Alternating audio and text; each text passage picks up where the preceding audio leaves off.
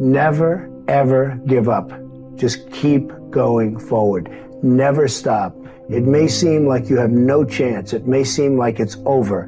Never, ever quit. If you're a quitter, I hope you quit right now and stop watching immediately, because you'll never make it. I love building buildings. I have a lot of fun building buildings. The fact is, I do it for fun. I do it for game. I do it for sport. I happen to make a lot of money doing it. If I didn't enjoy it, if I didn't really love what I'm doing, I wouldn't be successful. I wouldn't be sitting with you today. People settle for mediocrity for one reason. They're lazy. I've seen it so often. People go into something, they don't want to go that extra step. They know it's not going to be great. It might be good. It might be okay. It's not going to be great. They settle for mediocrity. They're lazy. The harder you work, the luckier you get. And I can tell you 10 instances where I didn't quit. One, it was 1990. The world was coming down. The debt markets were to everybody. All of my friends and enemies were going bankrupt. I never did. And the times were actually just terrible. And even today, you look at times and you see what happens, and you have to learn. But the word luck is very interesting. But if I didn't work really hard, I probably would not, almost definitely would not be here today. And unless you had me up as a man who at one point was successful, but let's see what a loser looks like. So you have to work hard, because it is true. You can develop luck through hard work. You're going to have a lot of people, your parents included, they're going to be saying, don't do that, don't do that. And you have to listen to them. They're wise. They've been around. They've seen. And sometimes, and I tell people, sometimes they go into a business where basically you can't be successful. You know, nobody's successful. If you can get away from that, get away from it. If you can. But you have to make sure that you do something that you love.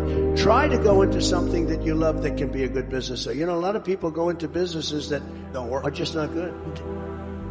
One of the most important things, never, ever quit. Never quit.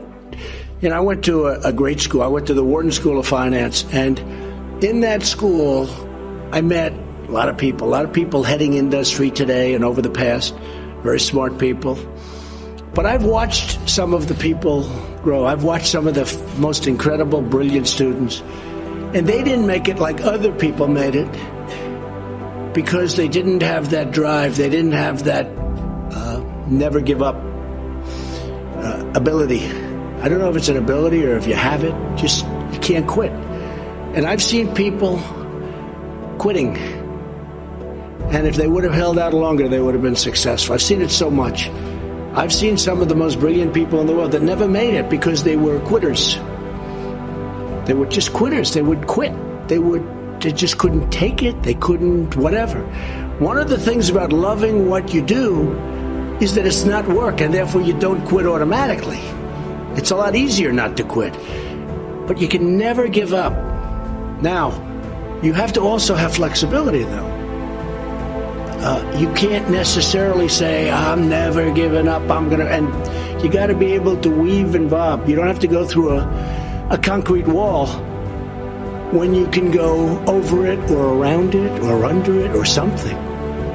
You have to have flexibility. You have to always be able to change course a little bit, maybe always with that same goal, but don't quit. You have to have an ability to handle pressure. Because no matter how successful you are, I have many, many friends and enemies, a lot of enemies too, I don't care, but they're smart. I have a lot of enemies, and I've watched people and I've seen it. And people that can handle pressure can be entrepreneurs, can be successful. Now, I have some friends that are really, really smart, but they can't handle pressure. In which case, they should work for somebody, do great, and have a good life. There's nothing wrong with it. Because I almost think that's an instinctive thing, the ability to handle pressure. Now, one of the things I tell people about pressure is, you know what? They said, how do you handle pressure? Who's had more pressure than me? Have I had pressure over the years? And if you can't handle pressure, you have to know that about yourself. You have to know that about yourself. So, handle pressure. If you can't, that's okay. But one of the things I tell people about handling pressure is, remember, because they ask me the question, how do you handle the stress? And I actually thought of it to myself. You have to remember, it doesn't matter. God matters. Your family matters. It doesn't matter. And if you say it, I have some people